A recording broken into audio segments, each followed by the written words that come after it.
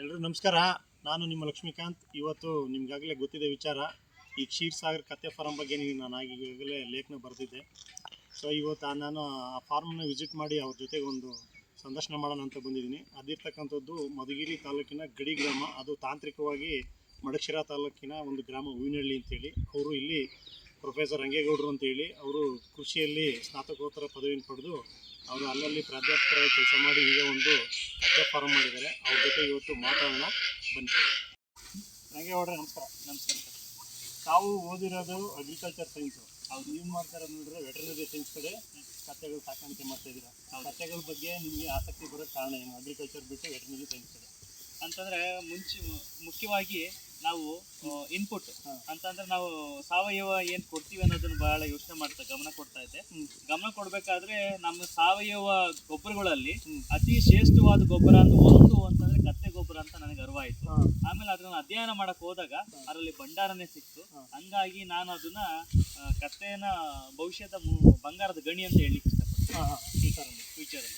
ಅದಕ್ಕೆ ನೀವು ಯೂನಿವರ್ಸಿಟಿಗಳಲ್ಲಿ ಬೂಟು ಹಾಕೊಂಡು BSc ಅಗ್ರಿಕಲ್ಚರ್ ಓದೋ ಹುಡುಗರಿಗೆ ಪಾಠ ಮಾಡೋ ನೀವು ಕೃಷಿಯನ್ನು ಅಥವಾ ವೃತ್ತಿಯನ್ನಾಗಿ ಕಥೆಗಳನ್ನೇ ಆಯ್ಕೆ ಮಾಡ್ಕೊಂಡಿದ್ದೆ. ಒಂದೇನಂತಂದ್ರೆ ನಾನು ಒಂದು 8 ವರ್ಷಗಳ ಕಾಲ ಬೇರೆ ಬೇರೆ ಯೂನಿವರ್ಸಿಟಿಯಲ್ಲಿ ಕೆಲಸ ಮಾಡಿದೆ. ಅಸಿಸ್ಟೆಂಟ್ ಪ್ರೊಫೆಸರ್ ಸಹಾಯಕ ಪ್ರಾಧ್ಯಾಪಕ ಆಗಿ ಕೆಲಸ ಮಾಡಿ ಈಗಲೂ ಕೂಡ ಪ್ರೆಸಿಡೆನ್ಸಿ ಬಿಸ್ನೆಸ್ ಸ್ಕೂಲಲ್ಲಿ ಒಂದು ಸಹಾಯಕ ಪ್ರಾಧ್ಯಾಪಕ ಆಗಿ ಕೆಲಸ ಮಾಡ್ತಾ ಇದ್ರದ್ದು ಒಂದೇನಂತ ನಾವು ಅಗ್ರಿಕಲ್ಚರ್ಗೆ ಏನೋ ಕೊಡಲೇಬೇಕು ಅಂತ ಒಂದು ಉದ್ದೇಶ ಇಟ್ಕೊಂಡು ನಾನು ಹುಡುಕ್ತಾ ಇದ್ದೆ ಯಾವ್ದಾದ್ರು ಮಾಡ್ಬೋದು ಅಂತ ಹೈನುಗಾರಿಕೆ ಅಂತ. ಅದರಲ್ಲಿ ಮುಖ್ಯವಾಗಿ ಕಂಡಿದ್ದು ಈ ಕತ್ತೆ ಸಾಕಾಣಿಕೆ, ಕತ್ತೆಯ ಒಂದು ಸಂತತಿ ಇಳಿಕೆ ಒಂದು ನನಗೆ ಗಮನಕ್ಕೆ ಬಂತು. ಹಂಗಾಗಿ ಆರೋಗ್ಯಕ್ಕಾಗ್ಲಿ, ದೇಹಕ್ಕಾಗ್ಲಿ, ಮತ್ತೆ ಒಂದು ಸೌಂದರ್ಯಕ್ಕಾಗ್ಲಿ, ಒಂದು ಭೂಮಿಗಾಗ್ಲಿ ಎಲ್ಲವೂ ಒಂದರಲ್ಲಿ ಸಿಗುತ್ತೆ ಅನ್ನೋ ಒಂದು ಕಾರಣದಿಂದ ಈ ಕತ್ತೆ ಸಾಕಾಣಿಕೆ ನಾನು ಆಯ್ಕೆ ಮಾಡ್ತೀನಿ. ನೀವು ಕತ್ತೆ ಸಾಕಾಣಿಕೆ ಆಯ್ಕೆ ಮಾಡ್ಕೊಂಡಿರೋದು ನಮಗೆ ಒಂದು ರೀತಿ ಹೊಸತನ ಕಾಡ್ತಾ ಇದೆ. ಆದರೆ ನಮಗೆ ಶಾಲಾ ದಿನಗಳಲ್ಲಿ ನಾವು ಸ್ಕೂಲ್ ಹೋಗಲಿಲ್ಲ ಅಂದ್ರೆ ನಾವು ಅಪ್ಪರು ಹೇಳ್ತಾ ಇದ್ವಿ ಕತ್ತೆ ಮೀಸಕ್ಕೆ ಹೋಗು ಅಂತ ಹೇಳ್ತಾ ಇದ್ರು. ಆದರೆ ನಾವೀಗ ಪ್ರಬುದ್ಧರಾಗಿ ನೀವು 2 ಪದವಿ ತಗೊಂಡು ಕತ್ತೆ ಮೀಸಕ್ಕೆ ವಾಪಸ್ ಬಂದಿರೋದು, ಇದರಲ್ಲಿ ಹೊಸತನ ವೃತ್ತಿ ಚೆನ್ನಾಗಿ ಕೈ ಹಿಡಿತು ನಿಮ್ಗೆ ಭರವಸೆ ಇದೆಯಾ, ನಂಬಿಕೆ ಇದೆಯಾ? ಹೌದು ಸರ್. ಯಾಕಂತಂದ್ರೆ ಯಾವುದೇ ಆಗ್ಲಿ, ಹೈನುಗಾರಿಕೆ ಆಗ್ಲಿ, ಇವನ್ ಮೀನು ಸಾಕಾಣಿಕೆ ಆಗ್ಲಿ, ಅಥವಾ ನಮ್ಮ ಒಂದು ತೋಟಗಾರಿಕೆ ಆಗ್ಲಿ, ಯಾವುದೇ ಆಗ್ಲಿ 5 ವರ್ಷದ ತನಕ 3-4 ವರ್ಷದ ತನಕ ನಮಗೆ ಬೆಳೆ ಒಂದು ಆದಾಯನ ಸಿಕ್ಕೋದಿಲ್ಲ. ಹಂಗಾಗಿ ಇದ್ರಲ್ಲೂ ಕೂಡ ಯಾರೋ ದುಡ್ಡು ಅಂತ ನಂಬ್ಕೊಂಡು ಬಂದ್ರೆ ಕಷ್ಟ ಇದೆ. ಇದನ್ನ ಸಾಕ್ಬೇಕು, ಚೆನ್ನಾಗಿ ಆರೈಕೆ ತಗೋಬೇಕು ಮುಂದಿನ ದೇಶಗಳು. ಯಾಕಂತಂದ್ರೆ ಈಗ ಯುರೋಪಿಯನ್ ಕಂಟ್ರೀಸ್, ಬೇರೆ ಹೊರದೇಶಗಳಲ್ಲೆಲ್ಲ ಈಗ ಯಾವ ರೀತಿ ಈಗ ಇದೊಂದು ಸೌಂದರ್ಯವರ್ಧಕ ಆಗಿ ಇದನ್ನ ಬಳಕೆ ಮಾಡ್ತಿದ್ದಾರೆ. ಹಂಗಾಗಿ ಆರೋಗ್ಯಕ್ಕೆ ಒಂದು ಮುಖ್ಯವಾಗಿರುತ್ತೆ. ಹಂಗಾಗಿ ಇದನ್ನ ಮುಂದೆ ಒಂದು ಬೆಲೆ ಬಂದೇ ಬರುತ್ತೆ. ನೀವು ಹಿಂದೆ ಯಾವ್ಯಾವ ಕಾಲೇಜಲ್ಲಿ ಕೆಲಸ ಮಾಡಿದ್ರಿ? ನಾನು ಕೃಷಿ ವಿಶ್ವವಿದ್ಯಾಲಯ ಧಾರವಾಡಲ್ಲಿ, ಕೃಷಿ ವಿಶ್ವವಿದ್ಯಾಲಯ ಬೆಂಗಳೂರಲ್ಲಿ ಎರಡರಲ್ಲೂ ಪ್ರಾಧ್ಯಾಪಕರಾಗಿ ಕೆಲಸ ಮಾಡ್ತಾ, ಮತ್ತೆ ಅದಾದ್ಮೇಲೆ ಈಗ ಮತ್ತೆ ಇದು veterinary, Karnataka veterinary animal science ಅಲ್ಲೂ ಕೂಡ ಕೆಲಸ ಮಾಡಿ 3 ವಿಶ್ವವಿದ್ಯಾಲಯಗಳಲ್ಲಿ ಕೆಲಸ ಮಾಡಿ ಈಗ ಪ್ರೆಸಿಡೆನ್ಸಿ ಬಿಸ್ನೆಸ್ ಸ್ಕೂಲ್ ಅಂದರೆ MBA ಸ್ಟೂಡೆಂಟ್ಸಿಗೆ ಬಿಸ್ನೆಸ್ ಮಾಡಲ್, ಬಿಸ್ನೆಸ್ ಅನಾಲಿಸ್ಟ್ ಟೀಚ್ ಮಾಡ್ತಾ ಈ ಒಂದು ಕರ್ತವ್ಯನ ನಡೆಸ್ತಾ ಇದ್ದೀವಿ. ಈ ಕತ್ತೆ ಸಾಕಾಣಿಕೆ ಆರಂಭ ಮಾಡಿದ್ದೆ ಯಾವಾಗ ಸರ್? ಈಗ ಸರ್ ಇದು ಒಂದು 2.5 ವರ್ಷ ಆಯ್ತು ಸರ್. ಫಸ್ಟ್ ಕತ್ತೆಗಳನ್ನೆಲ್ಲ ಬೇರೆ ಬೇರೆ ರಾಜ್ಯಗಳಿಂದ ಸಂಗ್ರಹಣೆ ಮಾಡಿಬಿಟ್ಟು ಈ ಕ್ಷೀರಸಾಗರ ಡಾಂಕಿ ಫಾರ್ಮ್ ಅಂತ ಅಂದ್ಬಿಟ್ಟು ಮಧುಗಿರಿಯಲ್ಲಿ ನಾವು 2024ರಲ್ಲಿ ನಾನು ರಿಜಿಸ್ಟರ್ ಮಾಡಿಸಿದ್ದು. ಸೊ ಇದಕ್ಕೆ ಕತ್ತೆಯನ್ನ ರಿಜಿಸ್ಟರ್ ಮಾಡಿಸೋಕ್ಕಿಂತ ಮುಂಚೆ ಕತ್ತೆ ಸಂಗ್ರಹಣೆ ಮಾಡ್ತಾ ಹೋದ್ವಿ. ಹಂಗಾಗಿ 2.5 ವರ್ಷ ಆಯ್ತು ಸರ್ ಇದನ್ನೆಲ್ಲ. ಇದು ಜಾನುವಾರು ಗಣತಿನಲ್ಲಿ ಕತ್ತೆ ಸಂಖ್ಯೆ ಭಾರತದಲ್ಲಿ ಕುಸಿದೆ ಅಂತ ಒಂದು ಆತಂಕಕಾರಿ ಸಂಗತಿ ಕೂಡ ಇದೆ. ಹೌದು ಸರ್. ಅದರಲ್ಲಿ ಭಾರತದಲ್ಲಿ ಕತ್ತೆಗಳ ಸಂಖ್ಯೆ ಎಷ್ಟಿದೆ ಈಗ? ಸರ್ ಈಗಿನ ವರದಿಯಲ್ಲಿ 2024ರಲ್ಲಿ ವರದಿ ತಗೊಂಡಿದ್ದಾರೆ, ಬಟ್ ಅದಿನ್ನ ಬಂದಿಲ್ಲ. 2019ರಲ್ಲಿ 1,24,000 ಇದೆ ಸರ್. ಅಂದ್ರೆ ಸಾಕು ಪ್ರಾಣಿಗಳಲ್ಲಿ ಹೋಲಿಕೆ ಮಾಡ್ಕೊಂಡ್ರೆ, ದನ, ಕರು, ಎಮ್ಮೆ, ಈ ಕೋಳಿ ಇವನ್ನೆಲ್ಲ ಹೋಲಿಕೆ ಮಾಡ್ಕೊಂಡ್ರೆ ಕತ್ತೆ ಒಂದು ಅತಿ ಕಮ್ಮಿ ಸಂಖ್ಯೆ ಇರತಕ್ಕಂತ ಒಂದು ಕ್ಷೀಣಿಸ್ತಾ ಇದೆ, ಕಡೆಗಣಿಸ್ತಾ ಇದೆ. ಇದು ಕತ್ತೆಗಳ ತಳಿಗಳು ಯಾವ್ಯಾವ ಇದೆ ಸರ್? ಸರ್ ತಳಿಗಳಲ್ಲಿ ಬಂದ್ಬಿಟ್ಟು ಒಂದು 5-6 ತಳಿಗಳಿದಾವೆ ಸರ್. ಅದರಲ್ಲಿ ಮುಖ್ಯವಾಗಿ ಬಂದು ಹಲಾರಿ ಅಂತ ಕರೀತಾರೆ, ಅದು ಗುಜರಾತ್ ಭಾಗದ್ದು ಬರುತ್ತೆ. ಇಲ್ಲಿ ನಮ್ಮಲ್ಲೂ ಕಾಣುತ್ತೆ ಹಲಾರಿ. ಮತ್ತೆ ಇದು ಕಾತ್ಯವಾಡಿ ಅಂತ, ಕಾತ್ಯವಾಡಿ ಬಂದ್ಬಿಟ್ಟು ರಾಜಸ್ಥಾನ್ ಲೋಕಲ್ ಅಂತ ಕರೀತಾರೆ. ಮತ್ತೆ ಆಮೇಲೆ ನಮ್ಮ ಕರ್ನಾಟಕದ ಲೋಕಲ್ ಅಂತ. ಇದು ಏನಾಗಿದೆ ಅಂತಂದ್ರೆ ಕತ್ತೆ ಒಂದು ಸರಿಯಾದ ಒಂದು ಬ್ರೀಡಿಂಗ್ ಸೆಂಟರ್ ಪ್ರಾಪರ್ ಆಗಿ ಇಲ್ದಲೇ ಇರೋದಕ್ಕೋಸ್ಕರ ಈ ಹೊರಗಡೆಯಿಂದ ತರತಂಗ ಎಲ್ಲ ಮಿಕ್ಸ್ ಆಗಿದಾವೆ. ಹಂಗಾಗಿ ಆ ರಾಜ್ಯದ, ಕರ್ನಾಟಕ ರಾಜ್ಯದ ಲೋಕಲ್ಲು, ಮತ್ತೆ ಆಂಧ್ರ ಭಾಗದ ಲೋಕಲ್ಲು, ಮತ್ತೆ ಈ ತರ ಲೋಕಲ್ಸ್ಗಳು ಇದಾವೆ ಸರ್. ನಿಮ್ಮ ಫಾರ್ಮ್ ಅಲ್ಲಿ ಎಷ್ಟು ತಳಿ ಇದೆ? ನಮ್ಮಲ್ಲಿ ಎಲ್ಲ ಮಿಕ್ಸ್ ಸೇರ್ಕೊಂಡ್ರೆ ಒಂದು 5-6 ತಳಿಗಳಿದಾವೆ ಸರ್. ಒಟ್ಟು ಕತ್ತೆಗಳು ಎಷ್ಟಿದೆ? ಒಟ್ಟು ಕತ್ತೆಗಳು ಇಲ್ಲಿ ನಾವು ಈ ಫಾರ್ಮ್ ಅಲ್ಲಿ ಬ್ರೀಡಿಂಗ್ ಸೆಂಟರ್ ಅಲ್ಲಿ ಈ ಸದ್ಯಕ್ಕೆ ಒಂದು 40 ಮೇಂಟೈನ್ ಮಾಡ್ತೀವಿ. 40 ಇದ್ರ ನಿರ್ವಹಣೆ ಹೇಗೆ ಸರ್? ಏನೇನು ಹುಲ್ ತಿನ್ನುತ್ತೆ, ಏನೇನು ಹಾಕ್ತಾರೆ? ಇದಕ್ಕೋಸ್ಕರ ಈ ನಿರ್ವಹಣೆ ಯಾವ ತರ ಮಾಡ್ತಿದೀವಿ ಅಂದ್ರೆ, ಮುಖ್ಯವಾಗಿ ನಾವು ಕಟ್ಟಾಕಿ ಮೇಯಿಸಿದ್ರೆ ಆಗಲ್ಲ ಸರ್. ಕತ್ತೆ ಸಾಕಾಣಿಕೆ ಮಾಡ್ಬೇಕಾದ್ರೆ ಮುಖ್ಯವಾಗಿ ಕಟ್ಟಾಕಿ ಸಾಕಿದ್ರೆ ಅದು ನಮಗೆ ದಕ್ಕೋದು ಇಲ್ಲ, ಕಷ್ಟ ಆಗುತ್ತೆ. ಇವೇನಿದು ಹೊರಗಡೆ ಮೇಯ್ಕೊಂಡಿರೋದ್ರಿಂದ ನಾವು ಬೆಳಗ್ಗೆ 10 ಗಂಟೆಯಿಂದ ಸಂಜೆ 5 ಗಂಟೆ 4 ಗಂಟೆ ತನಕ ನಾವು ಹೊರಗಡೆ ಮೇಯಿಸ್ತೀವಿ. ಮಿಕ್ಕಿದ ಟೈಮ್ ಅಂದ್ರೆ ಬೆಳಗಿನ ಜಾವ ಸಂಜೆ ಹೊತ್ತು ನಾವೊಂದು 4-5 ತಳಿಗಳು ಹಾಕೊಂಡಿದೀವಿ. ಯಾವುದು ನೇಪಿಯರ್ ಆಗಿರ್ಬೋದು, ಸೂಪರ್ ನೇಪಿಯರ್ ಆಗಿರ್ಬೋದು, ಮತ್ತೆ ಕಾಫ್ 31 ಸೀರೀಸ್ ಅಂತ ಅಂದ್ಬಿಟ್ಟು ಜೋಳದ್ದಾಗಿರ್ಬೋದು, ಮತ್ತೆ ರೋಡ್ ಗ್ರಾಸು, ಮತ್ತೆ ಅದಾದ್ಮೇಲೆ ನಾವು ಒಂದು ಯಾವುದು ಆಲ್ಫಾ ಅಂತ ಒಂದು ಹಾಕೊಂಡಿದ್ವಿ. ಹೀಗೆ ಒಂದು 4-5 ತಳಿಗಳು ಹಾಕೊಂಡಿದ್ವಿ. ಮತ್ತೆ ಈ ಭಾಗದಲ್ಲಿ ಈ ಕಡಲೆದು ಇದನ್ನ ಶೇಂಗಾದು ಮತ್ತೆ ರಾಗಿದು, ಈ ಒಣ ಹುಲ್ಲುನು ಮೆಕ್ಕೆಜೋಳದ್ದು ಒಣ ಹುಲ್ಲು ಇಟ್ಕೊಂಡಿದ್ವಿ. ಇದಕ್ಕೆ ಬೇರೆ ಹಸಿ ಸೊಪ್ಪು ಏನು ಕಡಿಮೆ ಅಲ್ವಾ?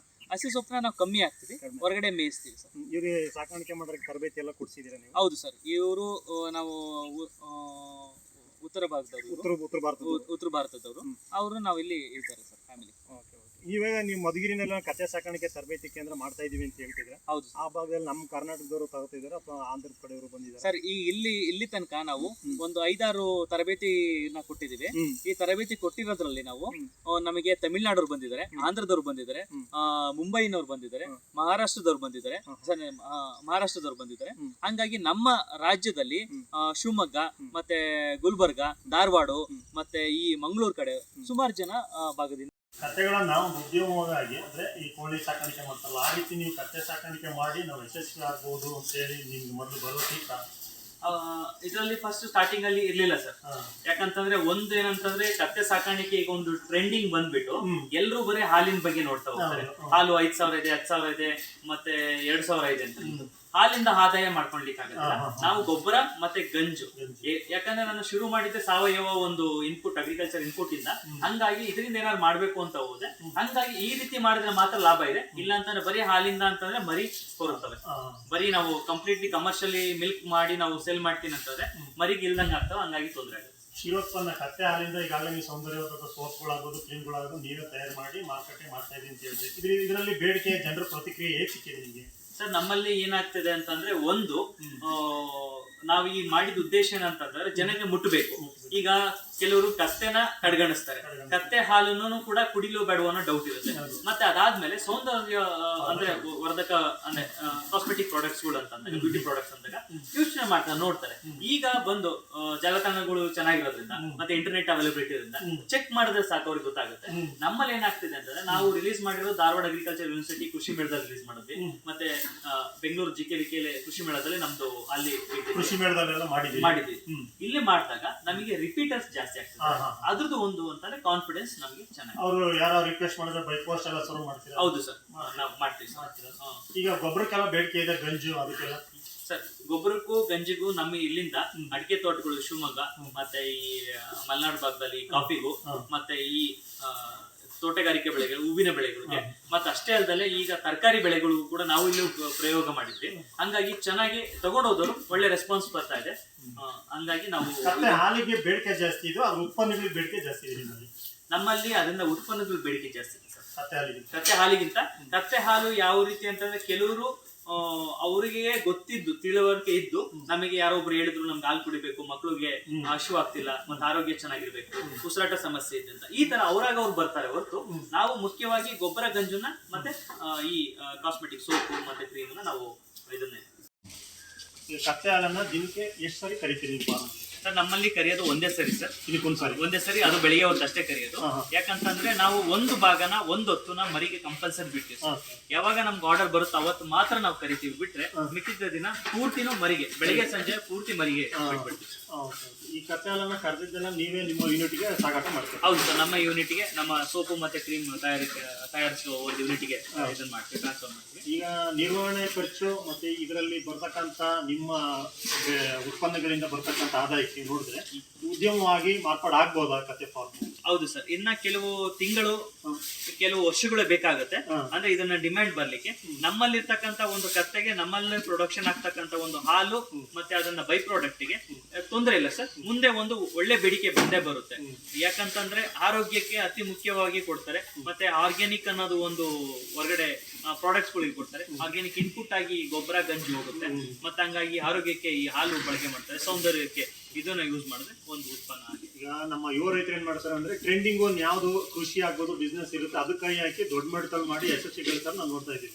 ಅದ್ರ ನೀವು ಯಾವುದೋ ಒಂದು ಹೊಸದಾಗಿ ಯಾವುದೋ ಒಂದು ಹೊಸ ಪ್ರಭೇದ ಉಳಿವಿನಂಚಲ್ಲಿ ಇರ್ತಕ್ಕಂಥ ಒಂದು ಕಥೆಗಳನ್ನ ಸಾಕಿ ಅದರಲ್ಲಿ ಒಂದು ಯಶಸ್ವಿ ಕಾಣಬೇಕು ಅಂತ ಹೇಳಿ ಹೊಟ್ಟಿದ್ದೀರಿ. ನಿಮ್ಗೆ ಶುಭವಾಗಲಿ ಅಂತ ಹೇಳ್ತಾ ನಮ್ಮ ಜೊತೆ ಇಷ್ಟೊತ್ತು ಮಾತನಾಡಲಿಕ್ಕೆ ತಮಗೆ ಧನ್ಯವಾದ.